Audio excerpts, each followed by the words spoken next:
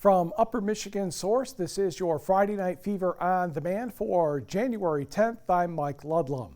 We'll start with boys high school basketball. Iron Mountain, trying to remain undefeated, has another test. Mountaineers were on the road at the Westwood Patriots. We're going to pick this up halfway through the second quarter. Marcus Johnson. Shot is off the rim, but Bryce Pietrantonio with a slight alley-oop on the putback. He had another one of those a short time later. For the Patriots, Zachary Carlson to Marcus Bose for the long two. Iron Mountain led at the half 23-16. To the third, Jake Dumas. Marcus Johnson, three ball. That looks pretty good. He had 10 points, 26-16 black and gold. Then Johnson, the Foster Wonders. His jumper is true. He had 24 points and double-digit rebounds. Ty Alderton responds for Westwood, but Iron Mountain would pick up the victory and remain undefeated, 53-35.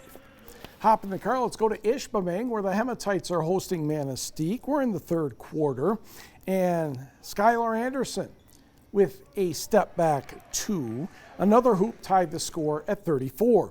Then on the inbound, Jordan St. John, an alley-oop to Anderson for two, 36-34 Emeralds. He had 21. For Ishpeming, Breck Bell, Otto Swanson, yes, ties the score. Swanson triple gave Ishpeming the lead, and in the end, Swanson hit a free throw, and Ishpeming wins by one, 49-48. To Delta County, where the Gladstone Braves were entertaining Gwynn, and the ball bounces around. Nick Lightford is in the paint, floats it up and in. He had 13 points. James Hornick, who had the assist, had 22. Next, Mason Love for three. And Gwynn climbs within 54-50 after three. To the fourth, Cameron Ballard says, no, I don't think so. Rain Castor will go to the other end and one. He had 18. And all of a sudden, the Braves had a 62-50 lead with just over 4.5 to go. A steal by Lucas Hughes is coming up, and he will find Cam Ballard for the bucket. He ended up with 25. Noah Ballard is going to get it back to Ryan Polly for the hoop, and Gladstone wins going away 75-56. Well, let's go to Dickinson County. The Kingsford Flivers hosting the Marquette Redmen. Early on action, Caleb Boone to Chris Carollo, who's going to drive up and under and scoop. Good enough for me. That's a basket and 2 points. Ty Lauderman evens the score at 4. Michael Meneguzzo has the ball, and that is a basket for the Flivers. Then Carollo makes it 10-6 Kingsford. Kingsford played very well in the first quarter, and the Flivers wished it could have ended that way too. But Marquette won 75-51. On the scoreboard, we did not hear from Hannibal and Grand Marais. Flint International crossed the Mackinac Bridge and defeated Cedarville 69-41. A wild makeup game in Chassell.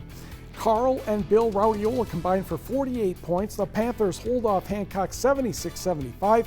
Carson Chenoweth had 21 points for Hancock. And we'd like to welcome Copper Country Christian to the scoreboard.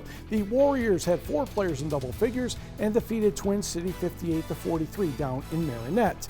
Oneida Nation scooted past Niagara 55-25. Girls' turn. We go back to Kingsford for Marquette and Kingsford. And Maria Mulatto will be on the outside knocking down a 3 to get the Redettes going. Next, Mulatto is looking to pass, but Brooke Kriegel has other ideas. She will pull up and knock down the shot, and Marquette's lead is down to 2 points. But Mulatto will find Sophia Van de End, and she gets time to line it up and knock it down.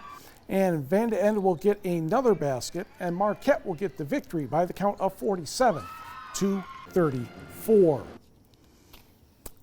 Carrying on, we go to Powers, where North Central entertains North Dickinson. First quarter, Bree Arsenault will skip past to Jaden Fleetwood, and her shot is good. Jets lead 6-2. Short time later, Ashton Horde to Chrislyn Inglesi, and she is going to get a nice bounce. That knots the contest at 6. Move to the second quarter. Chloe Weber, a path to the basket, a scoop, little help from the rim, and now we're tied at 8. Ben Sky Ledzian will get the ball at the top of the key, and she will take care of it from there. Nordics pull away to win this one, 55-35. Hop in the car from Powers. Let's go to Harris, where the Bark River Harris Broncos entertain the Kearney Nato Wolves. Fourth quarter action here, and for Kearney and Nato, ball ends up in the hands of Sandra Bolton, and Sandra knows what to do. Go right to the basket and put it in, ties it at 35. Kara Zawacki will be outside, and she's not a slacky. She puts in the 3, and we're going into overtime at 41. Grace Peterson has a path to the basket and finishes quite nicely.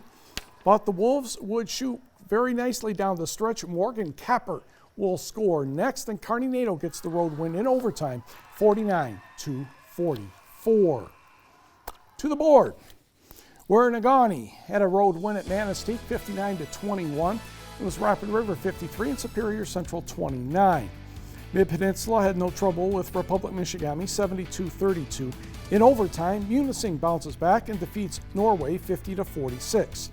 Battle of Iron County, Mercedes Simmons had 17 points and 13 rebounds for Forest Park, but West Iron County won 36-34, with Emily Nelson getting 13 points and 13 rebounds for the Wycons. It was Baraga 70 and Watersmeet 23. Chassell nearly doubled up Bessemer, 53. Oh, they did, +1, 53-26. Mackenzie Boyd had a big night for Ironwood, 32 points, including 8 triples, 68-35 Ironwood, scooting past Bayfield. Now, speaking of 8 3-pointers, Teddy Menegos and Ella Menegos, who happen to be twin sisters, each had 4, therefore 8 triples. Ontonagon over Jeffers, 49-36. Carly Yan had 24 points for Wakefield Marinesco. Cardinals down Dollar Bay, 51-44. Houghton cruises past Lakeland and Hubble. It was Sheboygan 46 and Newberry 43. Couple of easy wins for Sault Ste. Marie over Rudyard, and Pickford getting past Brimley. St. Ignace had very simply no trouble and no trouble at all with Rogers City 83-13. Engadine doubles up Detour 46-23. And Copper Country Christian in overtime over Twin City 46-43. Margaret Ensminger and Esther Bishop each had 22 for the Lady Warriors. We turn to college hockey, as a big weekend comes in for Michigan Tech and Bowling Green. The Falcons are ranked 16th and the Huskies are ranked 17th, so probably going to be a close game at the McGinnis Student Ice Arena, and you would be absolutely right. Matt Jerusik with a save in the second period. BG had a 1-0 lead. Then on the power play, Connor Ford right here will get his 10th of the campaign at 13:25, 2-0 BG. And that made it 3-0 as Alec Rohauser scored on a shorthanded goal. Then 6 seconds left in the second. Parker Soretsky with his 4th of the campaign. Tech down 3-1 after 2. About halfway through the period, Seamus Donahue would get his 2nd of the year to match his jersey number. However, Bowling Green would get the victory by the score of 3-2.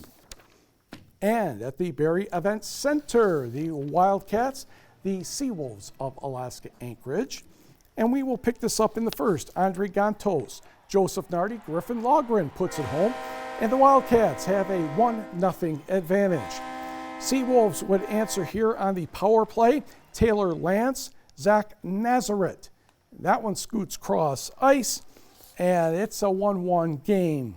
Moving to the second period, Darian Craighead will find the captain, Phil Ballou, and Phil buries the biscuit in the basket, a 2-1 lead for Northern. They scored twice after that, a 4-1 victory for NMU, and those two teams meet Saturday at 6 p.m., same case with BG and Michigan Tech.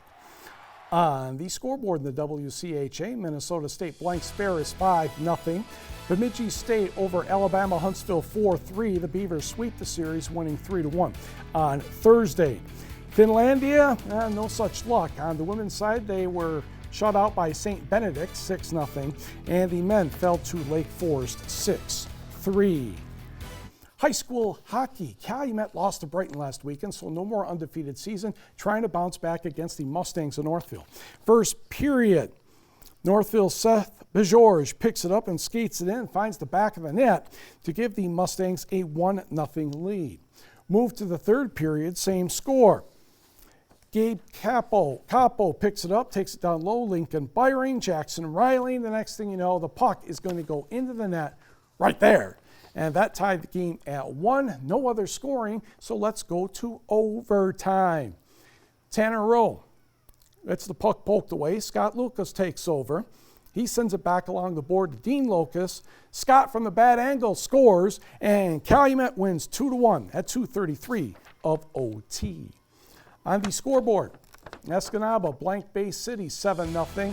Saginaw Heritage scored in overtime to defeat Marquette 3-2. It was Kingsford winning in overtime 3-2, the Flippers over Alpena. And the other Wildcats, in this case, Novi, dropped a 4-3 decision to Hancock. And in the Battle of the Blue Devils, it was Gaylord 6 and Sault Ste. Marie 3.